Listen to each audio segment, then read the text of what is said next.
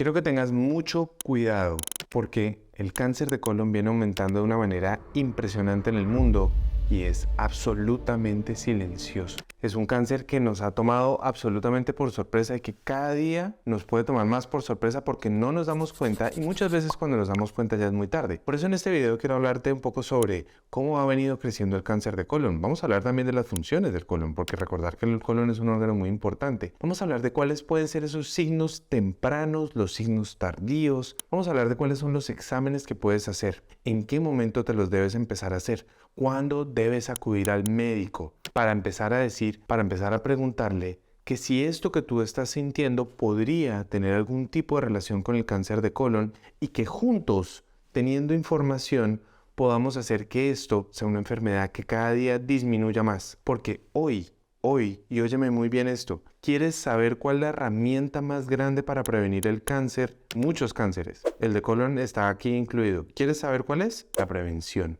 El diagnóstico temprano. Cuando hacemos buena prevención, cuando hacemos buen diagnóstico temprano, las cosas cambian. Por eso te voy a enseñar además qué nos muestra la literatura, que son los factores que más llevan a alguien a tener cáncer de colon y qué puedes hacer tú en tu día a día.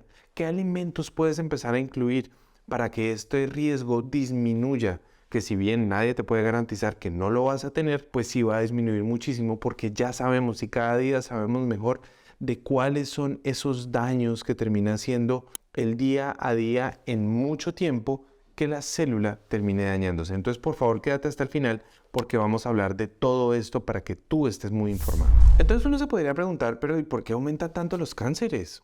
Luego, los cánceres no son, ¿qué es que genéticos? A mí siempre me han dicho que los cánceres son genéticos, que uno siempre tiene que mirar los cánceres en la familia. Y no, resulta que los cánceres no son genéticos ni siquiera del 5 al 10% de los cánceres. El resto vienen por causas multifactoriales. Eso quiere decir que tiene que ver mucho más lo que yo hago en mi día a día, lo que yo hago con mi vida hacia afuera, que la información que yo tengo en mis genes. Puedo heredar el gen del cáncer de colon o del cáncer de estómago, pero depende, y por eso nos lo muestra la epigenética, que nos muestra la relación que tiene el gen con su comportamiento dependiendo del entorno. Y el entorno es el que va a determinar la función del gen, la expresión del mismo, que se prenda. Es como heredar un switch, que yo lo prenda. Eso va a estar determinado especialmente por mis actos, por mis hábitos y la manera como yo los llevo. Entonces, por eso quiero mostrarte cómo tus hábitos son una herramienta muy poderosa cuando los aplicamos de manera científica y por eso este cáncer que nos engaña tanto a los médicos, que nos engaña tanto porque no nos deja ver sus etapas tempranas, vamos a ver y vamos a trabajar juntos sobre todo lo que tenemos que hacer. Entonces para esto recordemos que es el intestino grueso, que es el colon y es esa etapa final. En el colon la asimilación de nutrientes es absolutamente baja, es casi nula. En el colon se asimilan muy poquitas cosas. Pero ¿para qué nos sirve el colon? El colon tiene unas funciones espectaculares. A la primera porción del colon, después de que viene toda la asimilación de nutrientes en todo el intestino delgado, llega al colon. Y ahí todavía el contenido que llega es muy líquido. Si nosotros elimináramos eso, nos deshidrataríamos. Porque lo que ahí puede llegar en un día de la saliva que tragamos, las lágrimas, los mocos, si eso lo elimináramos todo, pues los requerimientos de líquido en un día serían por ahí de 15 litros. Lo que llega ahí va a empezar como a succionarse, a reabsorberse para que vuelva y entre a mi sangre. Entonces el colon empieza a hacer como un secado de ese contenido, pero no secándolo con aire, sino secándolo como volviendo a succionar eso hacia mi cuerpo y eso va a entrar a mi sangre. Y eso lo va a ir moviendo, colon ascendente, después colon transverso y después colon descendente. Y después llega una parte que se llama el colon sigmoide y después el recto. Y ya el ano para su eliminación. Lo que llega al sigmoide y al recto ya debe venir mucho más seco y ya debe ser una pasta blanda como lo vemos con la deposición o con la materia fecal. Esa es una de las principales funciones. ¿Qué otra función tenemos ahí? Hay una función muy importante a nivel inmunológico y una función muy importante a nivel antiinflamatorio y es el rol que cumple la microbiota. Hay microbiota en todo el cuerpo, en la piel, en el intestino delgado, en el estómago, en el esófago, en la boca, en el ojo, en el útero, en todo. Pero la microbiota del colon es quizás la más abundante en cantidad y en contenido de especies. Pero esta microbiota va a tener una relación muy importante con el tejido inmunológico que hay ahí debajo, con toda la red inmunológica que tenemos en todo el cuerpo. Y recuerda que en el tracto gastrointestinal tenemos más o menos el 70% de toda la red inmunológica del cuerpo. Y esta red inmunológica es muy importante porque yo ahí, donde está mi barrera intestinal y donde está mi microbiota, tengo una capa de moco, que es la primera capa de barrera. La segunda es esas uniones del intestino, que eso es principalmente el intestino delgado, y después voy a tener esa barrera inmunológica. Entonces tengo casi que una triple barrera y gran parte de la estabilidad de esa triple barrera depende de mi microbiota. Entonces ahí tenemos las funciones del colon. Y obviamente la tercera función es pues la eliminación de la materia fecal. Pues que a lo larga pues tenemos que irla eliminando, eso no está en discusión. Pero recuerda que este cáncer es un cáncer que más o menos se puede decir que en el 2020 1.9 millones de personas en el mundo entero se diagnosticaron con casos nuevos de este cáncer. Es la tercera causa de cáncer en Estados Unidos. Y recuerda que el cáncer es la segunda causa de muerte en el mundo, independiente de cuál es el país. ¿Y dónde lo vemos más? En los países que tienen dieta industrial, países como Estados Unidos, países como Canadá, muchos países de Europa, en Australia. Países que tienen alimentación con productos altamente industrializados es donde más lo vemos. ¿Qué otra relación no vemos? En personas que tienen obesidad, personas que tienen tabaquismo, personas con alcoholismo, personas con historia familiar de cáncer de colon también deben tener, obviamente, una atención mucho más alta para el desarrollo de esta enfermedad. Entonces, ¿qué es lo que empieza a pasar? Piensa por un momento qué pasa si yo tengo una tubería. La tubería, pensemos en la tubería del lavamanos. Si en la tubería del lavamanos debería estar bajando únicamente agua, crema de dientes, no sé, jabón de las manos y nada más, y ahora le empieza a bajar petróleo caliente, aceite caliente, un montón de químicos, de tóxicos, ¿será que el revestimiento de ese tubo se puede empezar a dañar, a deformar, incluso a perforar? Y uno dice, pues sí, bueno, pues si por tu intestino lo que termina bajando es todas las porquerías que nos vivimos comiendo hoy en día, la inflamación crónica, la falta de fibra, la falta de estabilidad de la microbiota empieza a hacer que estas células puedan cambiar y se empiezan a volver anormales, y muchas veces lo primero que aparece es un pólipo, que es como un pequeño champiñoncito que apareciera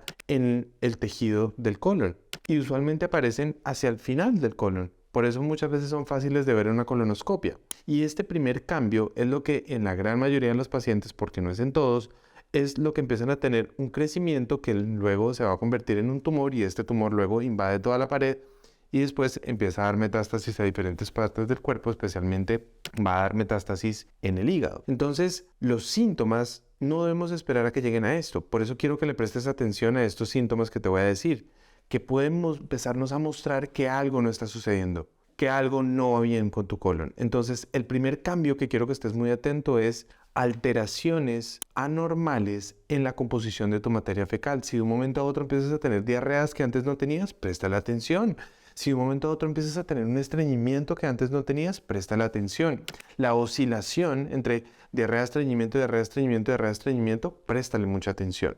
Número 2, tener sangre en la materia fecal. Esto nunca es normal, nunca. Tanto sangre roja como sangre digerida. Y uno dice, ¿cómo así sangre digerida? Pues puedes ver como costricas que se ven como unas vetas en la materia fecal, o las puedes ver en el agua, o puedes ver algo de sangre un poco más digerida que se mezcla con la materia fecal y se ven la materia fecal negra o café muy oscura, pero principalmente es negra. Se llaman melenas. ¿Por qué? Porque esto viene de un sangrado que puede ocurrir en el colon ascendente, por un tumor en el colon ascendente, que alcanza a tener algo de paso, y las melenas usualmente son muy blandas. Entonces, mucho cuidado, porque el sangrado en la deposición o la deposición negra nunca es normal, nunca.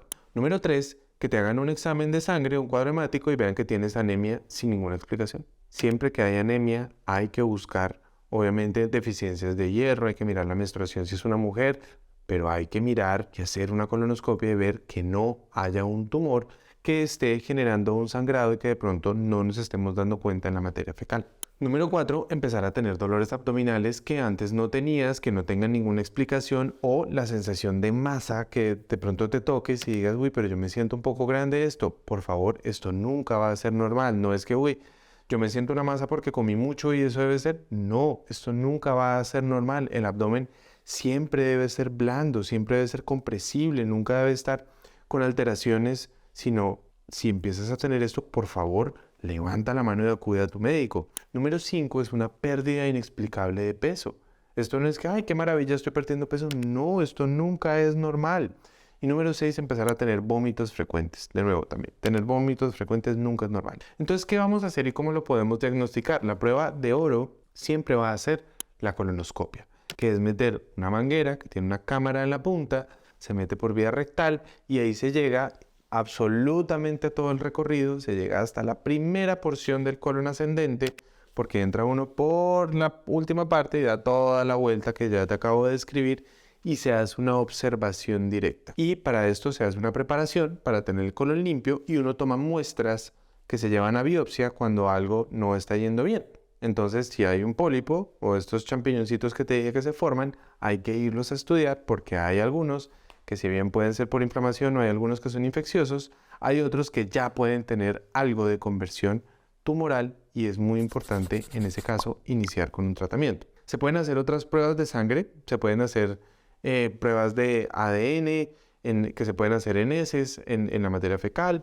Uno puede también mirar un pedazo de materia fecal y mirar si hay sangre oculta, porque muchas veces no nos damos cuenta que esto pueda estar, pero ignorar las señales no va a hacer que las señales no estén ahí. Lo más importante es la prevención. Hay un libro muy bonito que se llama La primera célula o The First Cell de la doctora Adra Raza, que es una oncóloga en Los Ángeles que ha trabajado mucho esto y ella después de una vida entregada a la oncología vuelve y determina que lo más importante para hacer hoy en el cáncer es la detección temprana. Por eso te doy las recomendaciones de detección temprana, te doy las recomendaciones de cuáles son los síntomas con los que debes correr y acudir, porque este cáncer definitivamente nos está engañando, nos está haciendo que las cosas en silencio pasen y avancen muy rápido y que muchas veces sea muy tarde. Y recuerda que esto no es un tema de generar miedo, esto es un tema de generar conciencia, porque cuando tú y yo nos hacemos dueños de nuestra salud cambia para siempre. Y el contenido de este canal, el propósito de lo que hacemos, todo el equipo, todas las personas que trabajamos, es llevarte información para que tú aprendas a volverte dueño de tu salud y aprendas a gestionarla. Y si crees que esta información es útil, por favor recuerda que la mejor forma para apoyarnos es compartir el video. Compártelo con tus contactos por WhatsApp y cuéntale a otras personas que hacemos contenido muy importante para tu salud. Recuerda también darle like al video, suscribirte, activar la campana para que siempre estemos en contacto cada vez que hagamos un nuevo video. De antemano, gracias y hasta la próxima.